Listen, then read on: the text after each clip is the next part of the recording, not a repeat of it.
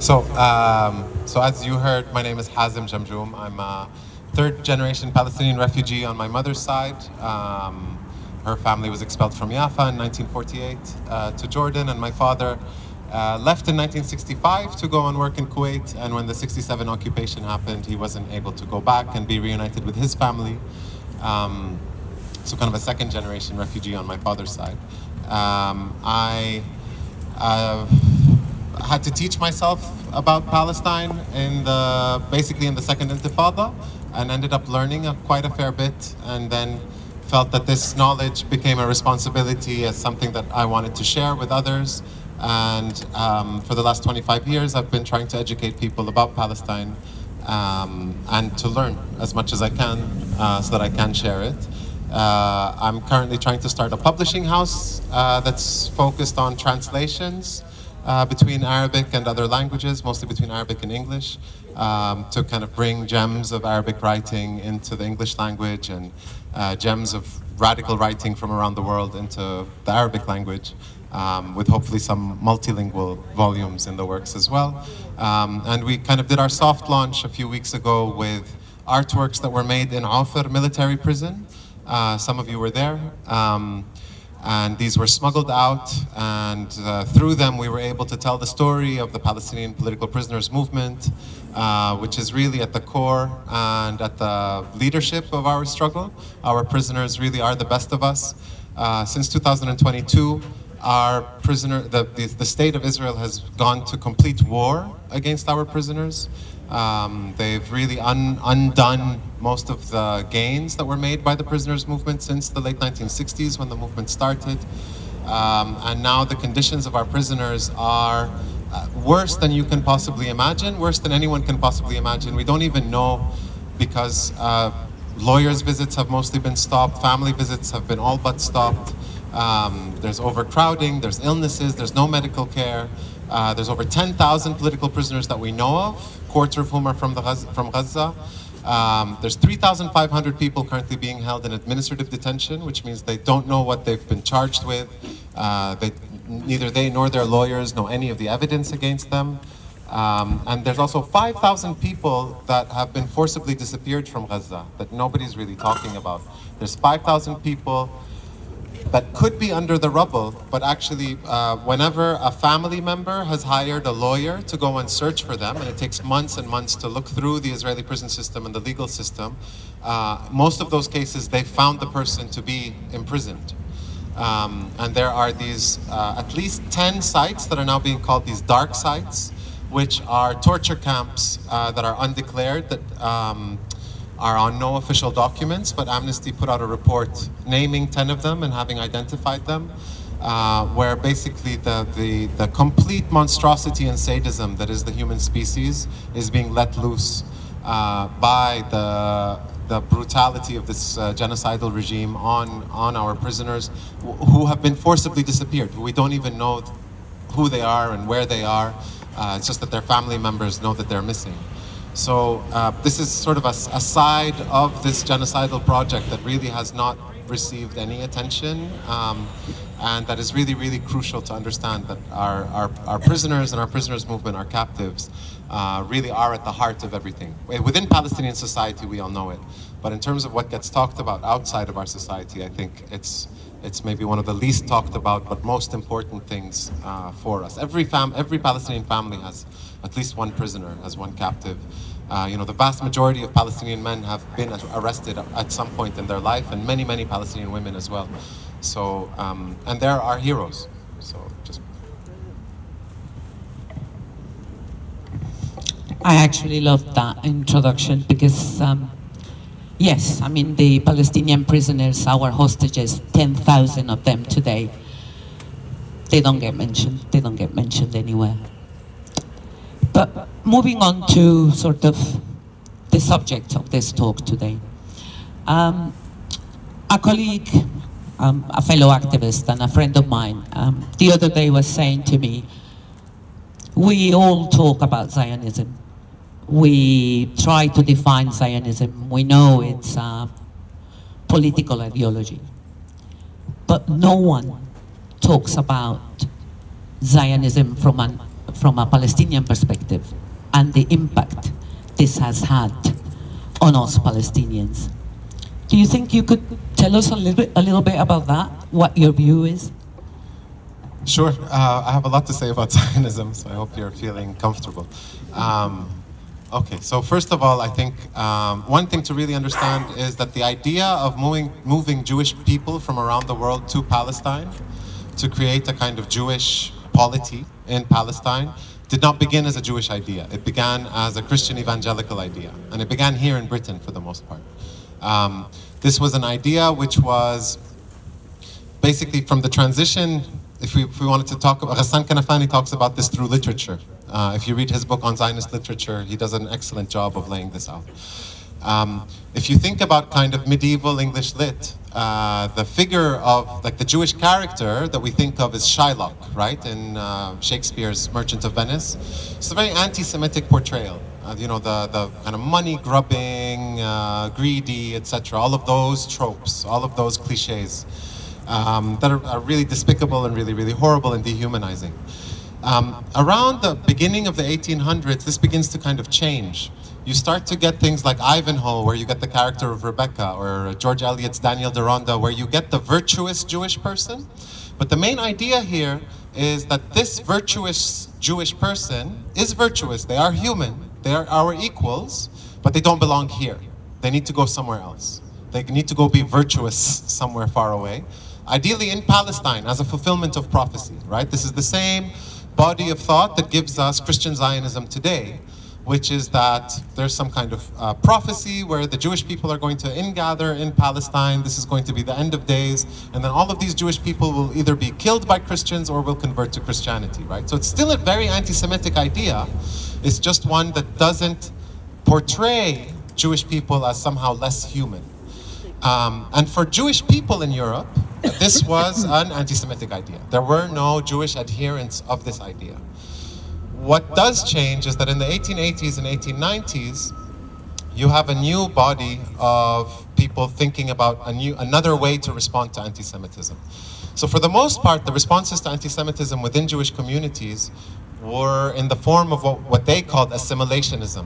This idea of just like try to mix with the non-Jewish communities around us and hope they don't notice that we're Jewish, basically. Try to assimilate, which actually for me is something very familiar, because when my family moved to the West, I remember my father saying, like, try not to stand out. Like, try not, like, the way to avoid racism is to somehow try to just duck and hope that they don't notice that you're different. So that's really kind of at the core of assimilationism. But a younger generation of Jewish people in the 1880s and 1890s and before were saying, no, you don't address racism by hiding from it. You don't address racism by just pretending you're not from this other group. And so we need to confront it head on. So you get a very disproportionate number of Jewish intellectuals and political activists and organizers who are anarchists and socialists and communists who say the problem with these regimes like the British Empire and the French Empire and so on isn't just that they're anti-Semitic. Yes, they are anti-Semitic, but what's fundamentally the problem is that they oppress workers. They are colonial powers who are oppressing people in the rest of the world. They are patriarchal societies that are oppressing women. And these are all connected. If we're going to tackle anti-Semitism, we need to tackle all of these issues, and we need to overthrow these regimes and create truly democratic polities. So we need to be part of the broader movement in society against all kinds of discrimination and marginalization and racism. And so like the largest Jewish organization in Europe was a workers' organization called the Bund. And when Zionism started coming out, their first enemy was these Jewish radicals, right? So who basically said, here where I live is my country. Don't tell me to go somewhere else to get away from this racism. We need to stand shoulder to shoulder with workers and people from all over the world and people who are struggling and being marginalized and band together to fight for a society where all of us are equal and all of us have our rights and so on. Zionism is the latecomer, right? And it's a very small movement initially, and it's a very secular movement. It has nothing to do with Judaism. So someone like Theodor Herzl, who's considered the political father of political Zionism, he'd probably never been to a synagogue in his life. When he was younger, when he was asked about how do we address anti-Semitism, his answer was we should all just convert to Christianity and forget about this whole Judaism thing, right? So it has nothing to do with a connection to Judaism as a religious or spiritual or any kind of identity that way. The thing that really kind of changes a lot of people's minds is this resurgence of a very brutal kind of anti-Semitism with something called the Dreyfus Affair in France, where a high-ranking Jewish officer in the French army was wrongfully accused of treason. And it was very clear that this was a kind of kangaroo court situation, that this was a false trial, and this was really just anti-Semitism taking its mask off. The thing to understand about Zionism is that Zionism is enabled by several other ideas that are at the core of what Zionism is. The first of these is chauvinistic nationalism, which is this idea that the world can be divided into national, ethnic, racial groups, and that politically, each group needs to be entitled to its own piece of territory, where that territory will be purely and exclusively made up of that one group, right? So that's the idea behind France just for the French, and a kind of racialist, ethnic, exclusive idea of who is French. Britain for the British, same thing, right? This idea of a kind of whiteness, a certain kind of again, this is the peak of racial science and eugenics. This is when people are really thinking that race is something that actually exists and matters. Which is not dead, obviously.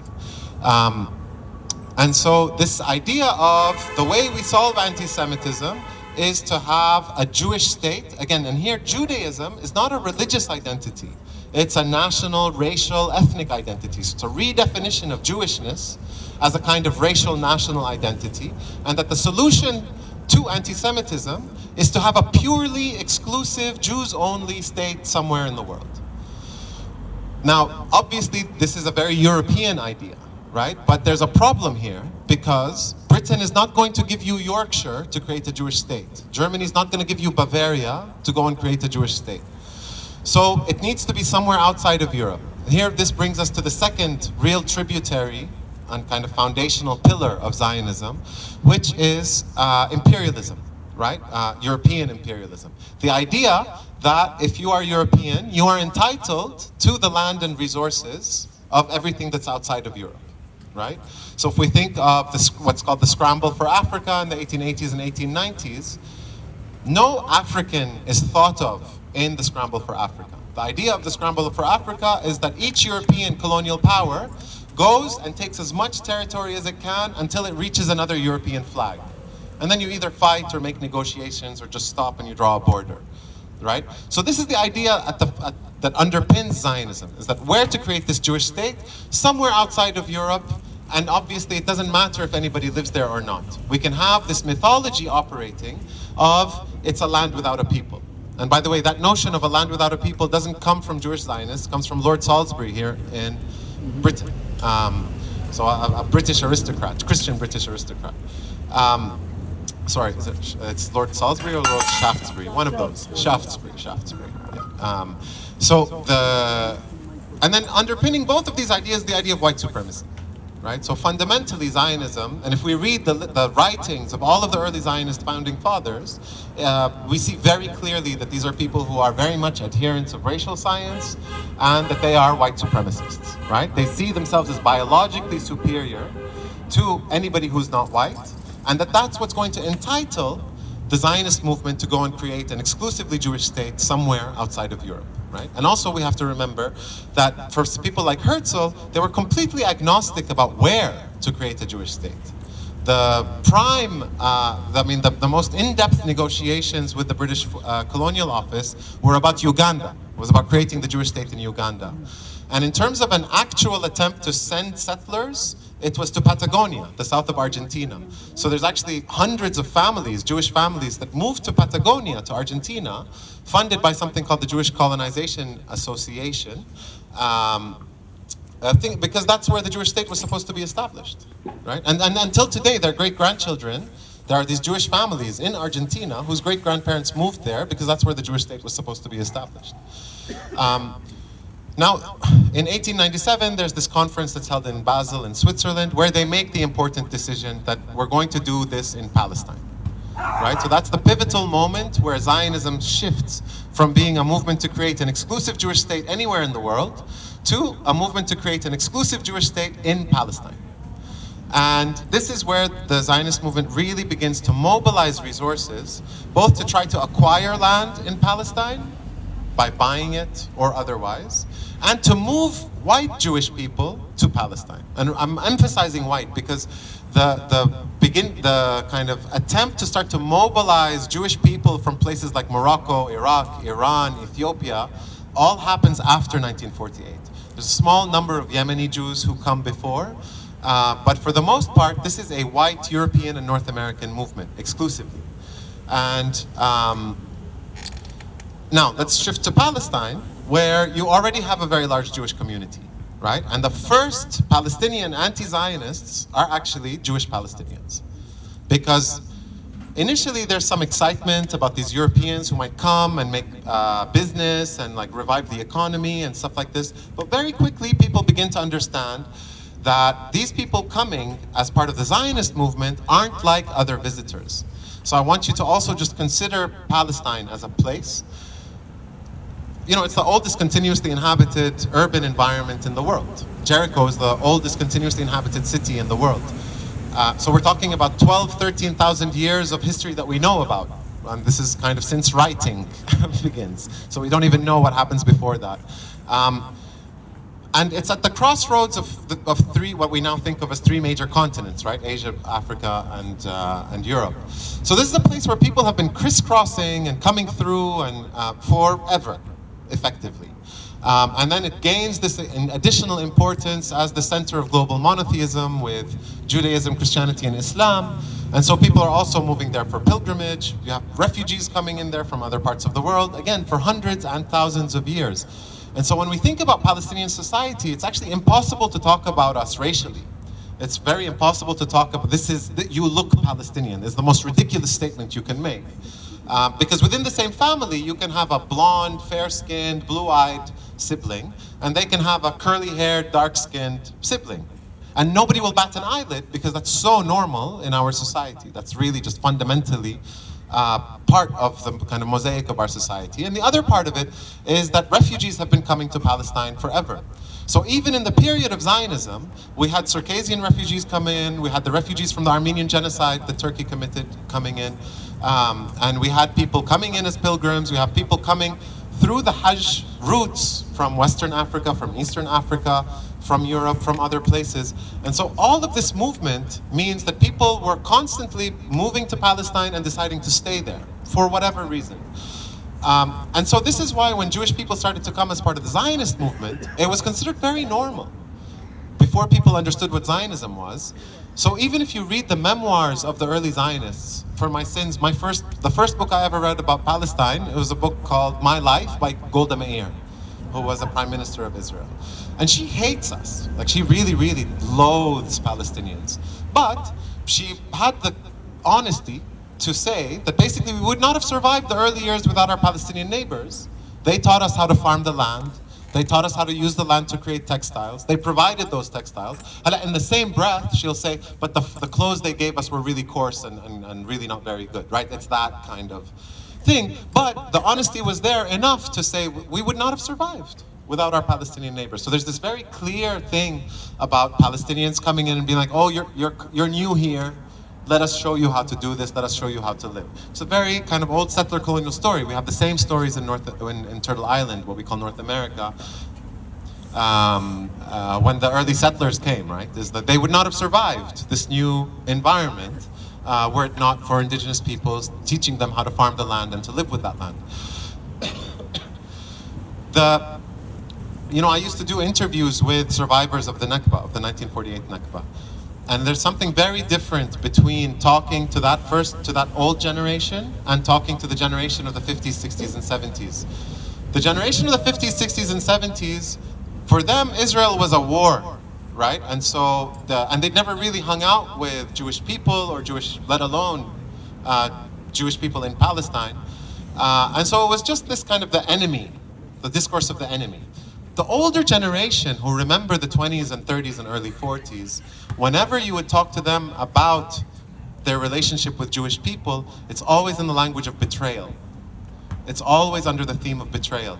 It's always, they were our neighbors. They borrowed sugar from us. We babysat their children. We used to buy from them. They used to buy from us.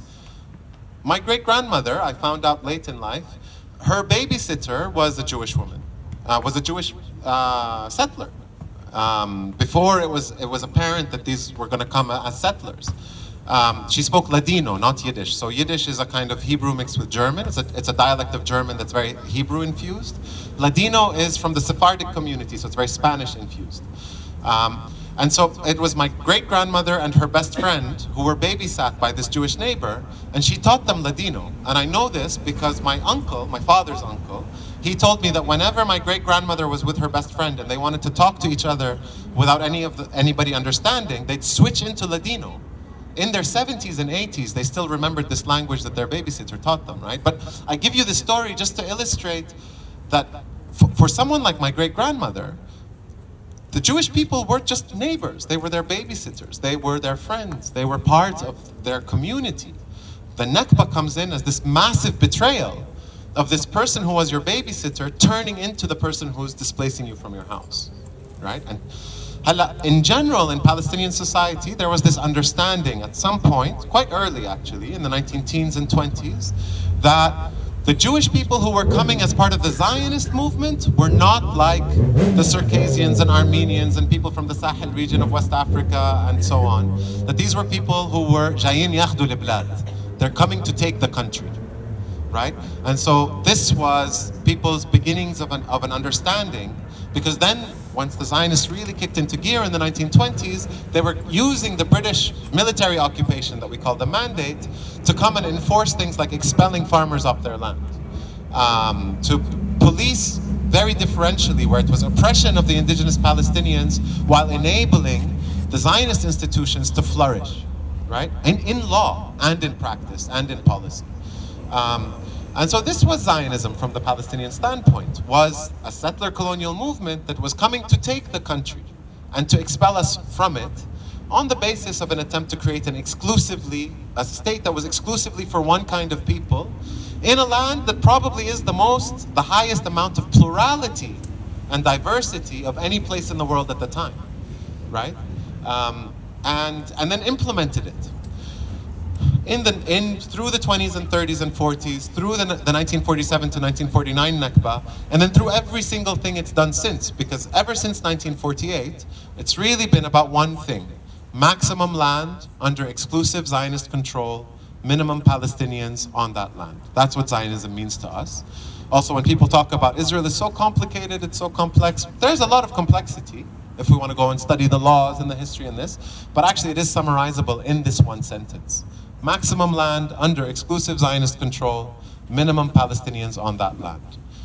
Which also, by the way, translates into maximum number of Palestinians in the smallest bits of land, to enable exclusive Jewish settlement on the remainder of the land, right?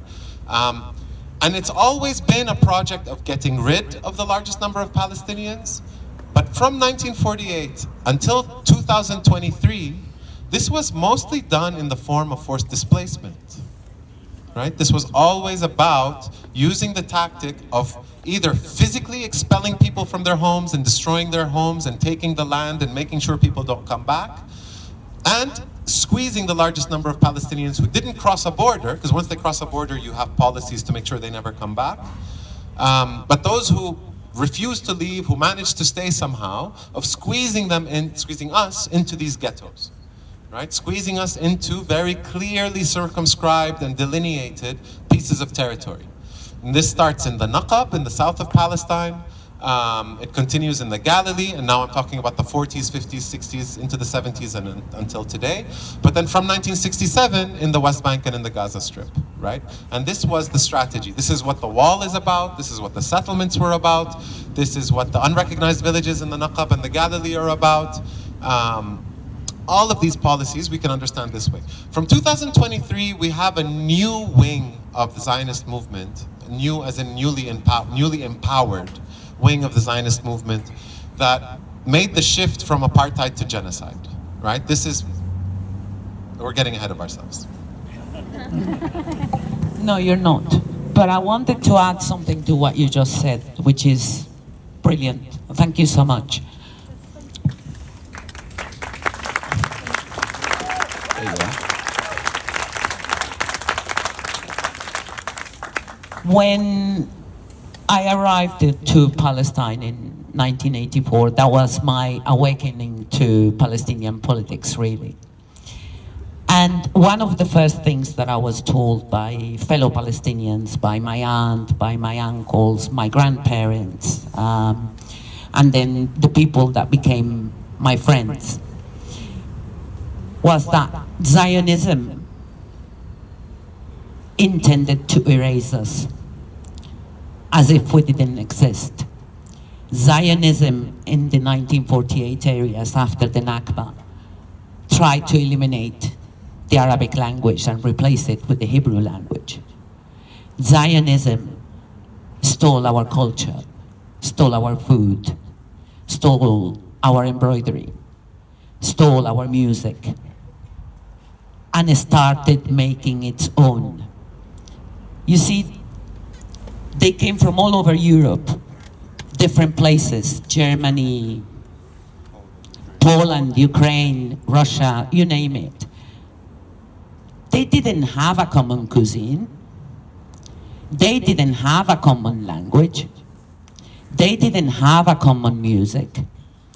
They didn't have a common way of dressing, and traditional dressing. They probably were all Jewish. They were definitely all Zionist. But that was it. There was no one nation. They had to create it.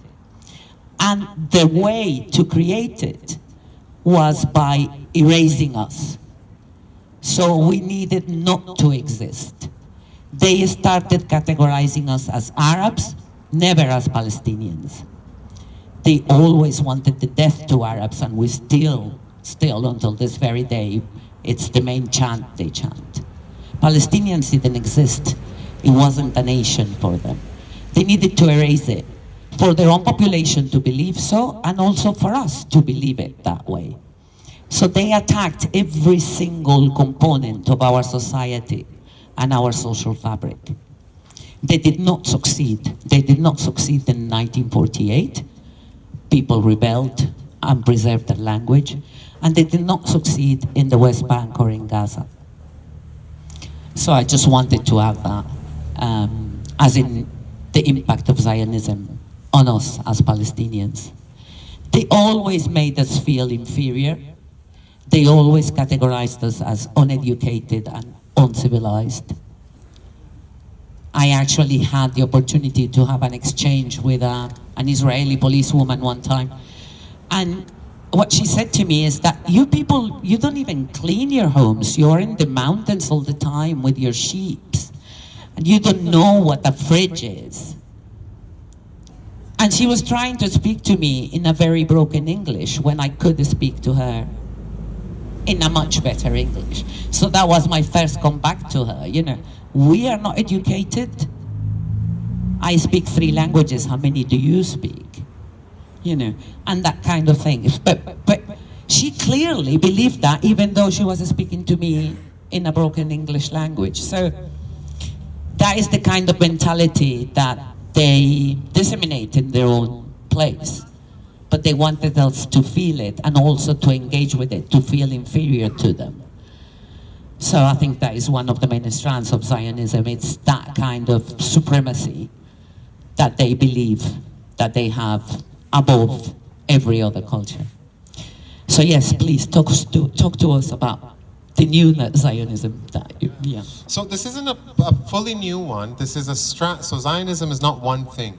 There were many strands of Zionism, and some have kind of ebbed and flowed over time. Zionism actually starts off not as a colonial movement. It starts off as a kind of self-emancipation within Europe movement. The very first people to coin the term Zionism were these Austrian student activists who started a journal called Self-Emancipation. They were subsequently expelled by Herzl from the World Zionist Organization. But it was kind of like the Black is Beautiful movement. This kind of like, hold your head up high. You know, be Jewish. This is a racist society. They hate us here. But the way that we confront this is by emancipating ourselves here, right? And this isn't even the Bund, these are liberals, right? The Bund was much more revolutionary than this.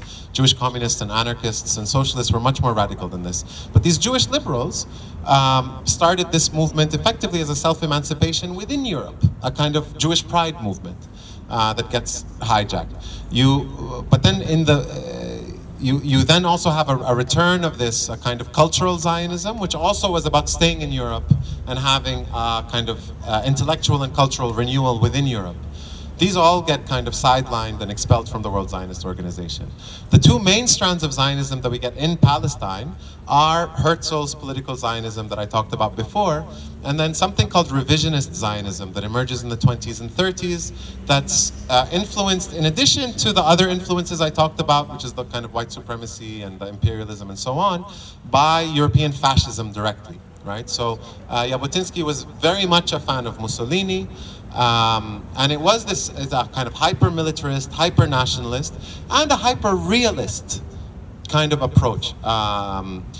So basically, Jabotinsky's prime rivals, the political Zionists and the labor Zionists, he considered them too wishy-washy. He's like, why are you pretending to be liberal about this? Why are we pretending that through negotiation and money and playing nice that we're ever going to get anything done? If I was a Palestinian, I would never leave my village, right? And by the way, like Zionist leaders have often been very clear about this, right? You have someone like Moshe Dayan, who's the head of the military, the Minister of Defense in the 1967 occupation, gets up and basically says, if I was a Palestinian, I'd be a freedom fighter. You know, he's like, we talk about all this stuff, terrorist this, terrorist that. But if any of us was Palestinian, we would also be picking up guns to free our country, because we all know, right? Like, let's not fool ourselves with our own propaganda at the end of the day. For Jabotinsky, he's effectively saying something before all of this propaganda. He's saying, let's not pretend that by playing nice, anything is really going to get done. The only way we're ever going to achieve what we set out to achieve, which is an exclusively Jewish state on this land, a land where David Ben-Gurion at one point kind of describes the utopia. And he says the utopia of the Jewish state is one where the prostitute, this is his language, the prostitute is Jewish, the policeman who arrests her is Jewish, the judge is Jewish, the prison guard is Jewish, right? And it's no coincidence that his idea of this Jewish state is centered around police and prison and courtrooms. It's a carceral state. That's no coincidence there, right? But Jabotinsky is like, if we're going to achieve this, let's not pretend we achieve this by being liberal about it. We achieve this through use of force. We achieve this by basically forcing the Palestinians out. The ones that don't want to leave, we kill them. And this is what we need to organize towards, right? And this is the body of ideas that his main acolyte is a guy called Menachem Begin, right? Who's one of the leaders of the Irgun paramilitary organization. If you've heard of the Deir Yassin massacre, or or the King David Hotel bombing, these kinds of, this is what comes out of Jabotinsky's, I mean, not just his ideas, he's training these guys. He's building the organizational infrastructure for this. And once he dies, it's Begin who takes over. And it's Begin who's the first prime minister that wins, that's not from the Mapam Labour Party coalition that's Ben-Gurion, that had monopolized Israeli politics up until the 1978 elections when Likud wins. This is the party of Netanyahu, right? This is the same strand of Zionism that gives us Netanyahu, that gives us Ariel Sharon at a certain point, that gives us all of these figures and of course Ben-Gvir, and on some level Smotrich, right? There's obviously certain kind of like different levels of religiosity, different levels of thuggery, but ultimately this idea of, we just need to be plain about it. We're here to take the country, expel and kill everyone who wants to stay, and that's the only way we're going to create an exclusive Jewish state, right? And so this is the idea that has taken over the apparatus of the Israeli state since 2022, right? This is the people who've taken over, who basically launched the war on Palestinian political prisoners since 2022 and made their life a living nightmare.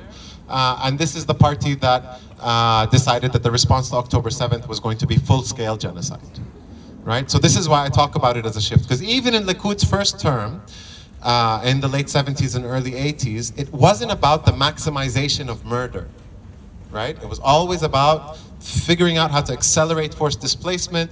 Their big contribution to the Zionist movement in the early 80s was to ramp up civilian settlement, quote unquote civilian settlement, which was opening the green light to the settler movement to go in to the West Bank and Gaza Strip, but primarily the West Bank, and to go take over all the hilltops. So he basically said, anybody who is ideologically committed to the settlement of the West Bank, go and I'll make sure the army protects you. Go and take over the hilltops. This is our golden opportunity before the liberals come back. Go, and I will make sure that the army comes and protects you. So if we had a graph of settlers in the West Bank, we would see a spike in the early 80s, and then a plateau, and then another spike in the 1990s after the Oslo agreements, where they kind of double and then triple and then quadruple. And then now, right? This is the other kind of spike of settlement. But since 2022, it's been about maximizing murder, right? And this is a new shift. Murder was always part of the Zionist playbook, but it was never about scientifically maximizing the number of Palestinians murdered per day. And right now, for the last 2 years, the Zionist leadership has operated on the premise of maximum death, maximum misery, right? This isn't even about, the border is closed. There's nowhere for people to go in Gaza, as you all know, right? So this is really about the use of force, exclusively targeting not just civilians as bodies, but the very infrastructure that enables life. Water. So in the very first months of the genocide, from October 2023 onwards, some of the very early targets were the farmlands, the food storage, water infrastructure, sewage infrastructure, and then, as you all know, healthcare infrastructure, educational infrastructure, and places where people can live and find safety. Right? So it's about not just maximum murder, but maximum misery through the devastation of the infrastructure that enables life, that enables the sustenance of life. Yes, it's a system of extermination. It really is. I want us to move along because my agenda is a little bit long. So, yes, I mean, I think for everybody here, definitely for me, you know, it's a very clear picture of this one front the Palestinians have to face on a daily basis. The front of Zionism and its enablers and the brutal force that they apply on Palestinians. But I was also taught that, unlucky for us Palestinians, we also have two other fronts that we need to face, that we face on a daily basis. One of them being imperialism or capitalism, both, and the other one being the reactionary powers within Palestine and around Palestine, i.e. the Arab world. Could you elaborate a little bit about maybe the dialectical organic relationship between Zionism and imperialism? And then also tell us a little bit more about these reactionary powers. Sure, I mean, these are also very connected, and you had very good teachers if that's what you were taught. Not everybody is taught that. So I think we should start with Zionism and imperialism. So a lot of people have often looked at the kind of exceptional nature of Western support for Israel as being a result of things like AIPAC and Zionist lobby organizations, which play a very crucial and important role, don't get me wrong. But ultimately, especially by Zionism is enabled by the British Empire, right? This is the Balfour Declaration. This is when Britain takes military control over Palestine through a League of Nations mandate, which they ensure states that Britain is in Palestine to fulfill the Balfour Declaration for the creation of a Jewish homeland in Palestine. The people who are in charge of the British mandate from the very beginning are the most Zionist of the British regime. You know, someone like Herbert Samuel, who was the very first kind of viceroy of Palestine, the High Commissioner. He was one of the most ideologically committed Zionists in the British government at the time, just coming out of a scandal also here in Britain, something called the Marconi scandal, if you want to do some Googling. And the idea was to create a kind of spearhead of imperial interests in the region. In a moment where that region skyrockets in importance, So the importance of this region to the British imperial map initially was very much what was called imperial communications. Imperial communications is code for access between Britain and India, the jewel of the crown, the jewel of the British Empire, right? So the Suez Canal was really at the core of British interest in that area, right? That control over Egypt and Palestine ensures control over the Suez Canal and it ensures imperial communications. But also what's happening in World War I is that the British Navy switches from coal to oil, right? And so oil in that decade goes from being this kind of like thing that's recently been discovered and experimented with and sort of put to use for the machines that have come out of the Industrial Revolution into the primary way in which anything is fueled, right? We have this massive shift over where the fundamental source of energy is fossil fuels and oil. And so Palestine becomes this place where all of imperial interests have their eyes, and where Palestine is seen as this linchpin for ensuring that imperial interests have a foothold in the region. Of course, all the empires have it, but the big boy in town, Britain. And then once you have a waning of the British Empire and a replacement by the United States and American imperialism, it's kind of doubled that interest in the region for oil, because the US empire really is that kind of empire of oil, right? The entire kind of map of the world is looked at as an oil map on some level. And so Zionism is very much a kind of spearhead to the weapon of imperialism. And Israel is seen, so all of this kind of coded language, the Americans call it a special relationship, others will call it a special alliance, and so on, that Israel holds for these Western powers, is very much, what I've been comparing it to is almost like a house of cards, where there's an understanding that Israel is this card that if we pull it out, the rest of the edifice is gonna fall, right? So for instance, we have things like settler colonialism. On what basis are we ever going to imagine that the United States is going to say, Israel is an illegitimate kind of polity, it's based on settlers coming in and ruling over an indigenous community that it's committed genocide against, right? Or is Australia going to do that? Or is Britain going to do that? Or are any of these other settler colonies going to do that? The entirety of the Americas, Australia, and New Zealand are settler colonies. Obviously, if we still had the apartheid regime in South Africa, that would also, I mean, that was the #1 ally of the Israeli state from the 1940s. The first person ever to call Israel an apartheid state was the first apartheid prime minister of South Africa, Verwoerd, right? He says Israel, like South Africa, is an apartheid state. And it's not a controversial statement. He's just making a statement of fact. And then Britain, right? On what basis is Britain going to kind of criticize this when it was sort of primarily responsible for the establishment of most of these settler colonies?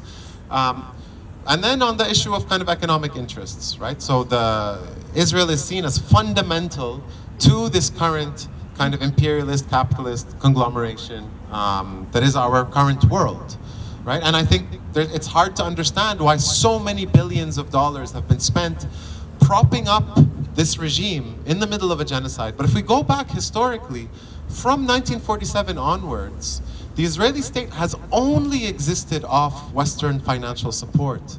Like military support, diplomatic support, this all comes in as well. But it's money. It's money that we'll never even understand how much money, because we have the stated amount of money, and then we have all of the money that is kind of reaped through things like charitable status for things like the Jewish National Fund and the Jewish Agency and the other Zionist parastate organizations. And then we have all of the money that's individually sent in remittances. And then we have all of the money that we'll never find out about, which was stolen in corruption and funneled over.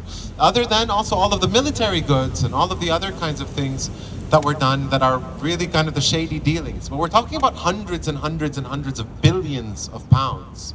And even just in the last 2 years, we're talking about hundreds of billions of pounds. And that's just the stated amount, once again, right? So how do we understand this? How are these states that I mean, we basically have a situation where in this very moment, the British state is presiding over the dismantling of the National Health Service, the dismantling of the education system, the dismantling of higher education, the cost of living crisis, which is basically the state saying, oh, actually, we have nothing to do with the health and wellness of our population. All on the grounds of fiscal responsibility, right? This is all about money. And yet, we have $2 billion to spend on getting the Israeli Defense Forces to train British military and British police. In what world? In what world does this make any sense, right? We have the United States in the last 2 years telling us, this is just what Congress has passed, around 46 to 50 billion dollars in aid, just in under 2 years, while we see the complete collapse of any kind of public spending on the wellness of its own population. And it's the same in all of these Western quote-unquote democracies, right? What we're actually seeing also is a kind of I would rather see the world burn and crash than see the end of Zionism. Right? This is the actual attitude that the ruling classes in these countries are adopting, which is, I will expand police powers, I will build more prisons, I will bash heads in at protests, I will prescribe nonviolent organizations, I will turn my entire half plus of my population into people that I'm labeling terrorists, rather than limit how much money I'm spending on a genocide. Right? It's not just how much money I'm spending to an ally, it's how much I'm supporting an overt genocidal war. It's mind-boggling, right? George Orwell has nothing on this. Nothing. This is, it makes George Orwell look like the children's version of the story. And this is the thing that when people talk about Gaza saving the world and Gaza's the front line of a global fight, this is what we're talking about.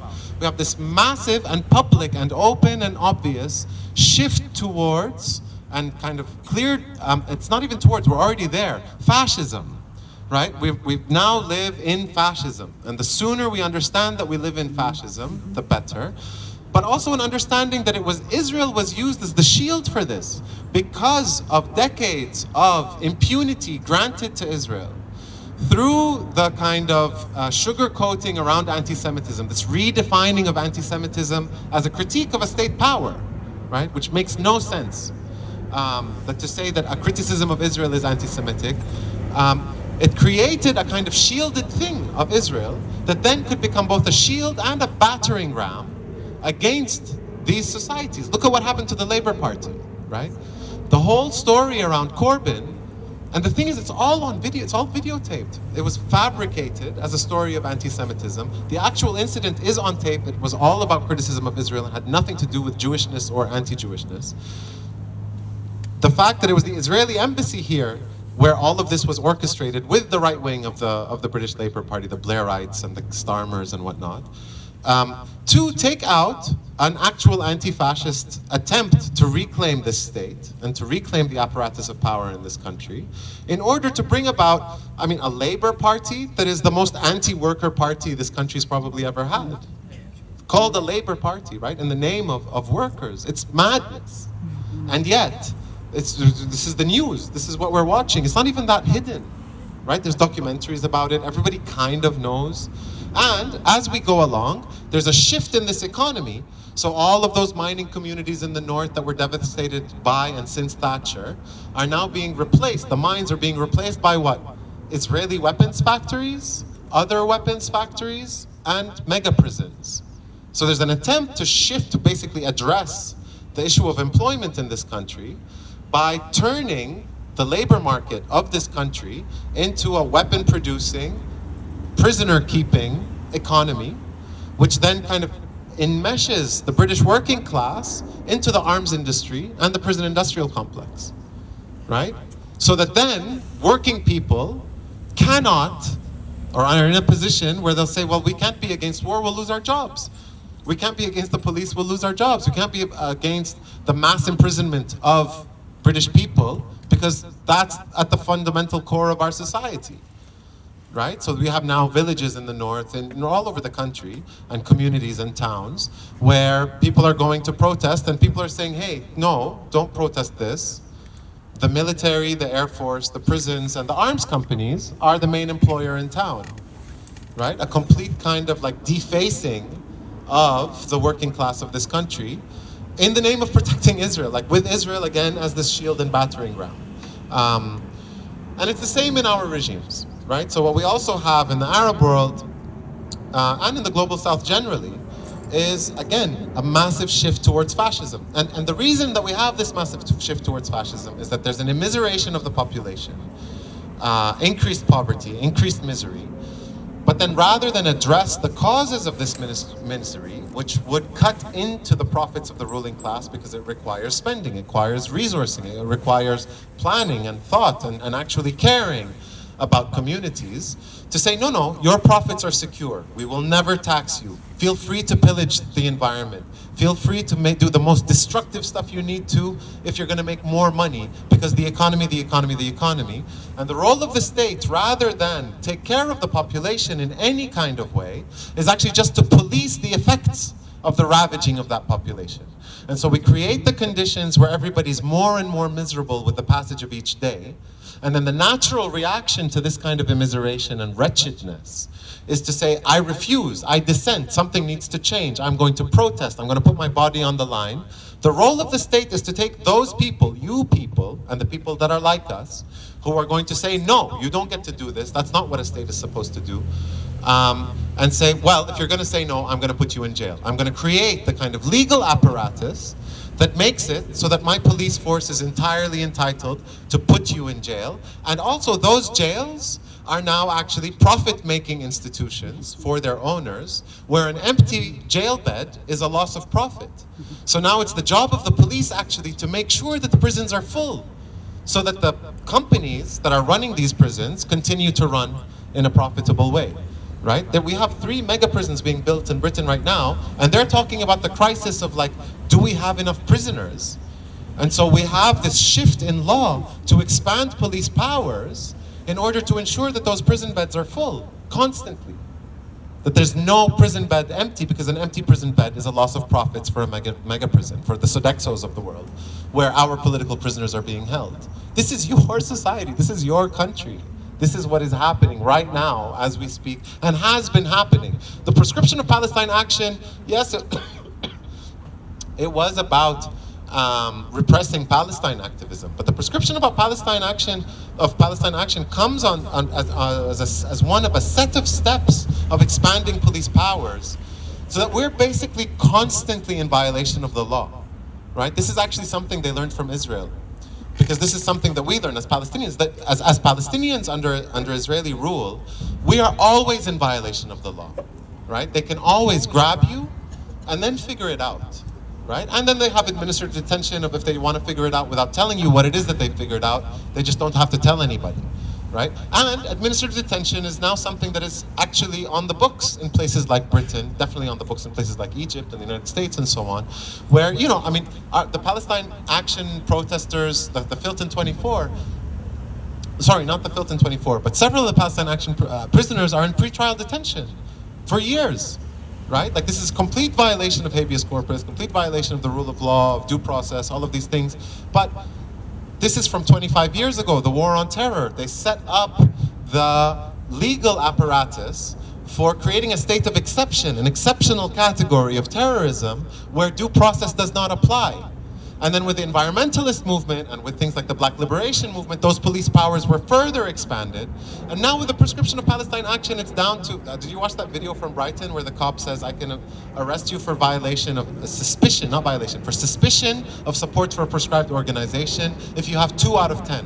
What is 2 out of 10? If you have a flag and a chant, a t-shirt and a placard. If one says end the genocide and free Palestine, that's 2 out of 10. I can arrest you on suspicion of support for a prescribed organization. This is where we've reached, right? And that is a body of law. That's a part of the law that's under the Terror Act. So the way that they can hold you and treat you as a political prisoner under those laws is actually doesn't follow due process as it would if you were a murderer or a rapist or a bank robber, right? For a t-shirt and a chant. But again, what we're also seeing is basically that these Western liberal democracies that have lorded a certain kind of supremacy and superiority of your shepherds and you don't have refrigerators, a lot of that has always been based on our societies not having the rule of law, of us being barbaric in the sense of being dictatorships. But it's these countries that effectively set up those dictatorships, but are also now turning into them. And we're really no longer talking about we are approaching fascism or we are approaching the police state. We are there. The sooner that we realize this, the sooner that we can organize and kind of arrange ourselves appropriately to respond.